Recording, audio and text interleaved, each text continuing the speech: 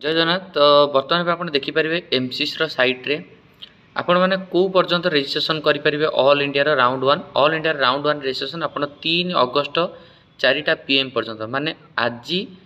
4टा पर्यंत आपण मैंने रेजिट्रेसन करेंगे आउ 4टा पर आप all India round one registration करेंगे ना चॉइस फिलिंग को पर्यंत करेंगे ना 4 अगस्ट 11:59 PM है काली राति 11:59 PM पर्यंत आप चॉइस फिलिंग करेंगे चॉइस लकिंग स्टार्ट हम कौ दिन ना 4 अगस्ट संध्या 4टारू चॉइस लकिंग जो मैंने चॉइस लक कराया चाहिए 4 अगस्ट संध्या 4टारू चॉइस लकिंग हम आउ से 4 अगस्ट राति 11:59 माने 4टारू राति 12टा भितर 4 अगस्ट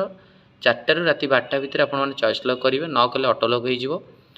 किसी असुविधा नहीं सीट प्रोसेसिंग 5 अगस्ट आप रिजल्ट पलि आसो 6 August all India round one result 6 August आसो एंड रिपोर्टिंग टाइम दिज्व 7 ରୁ 11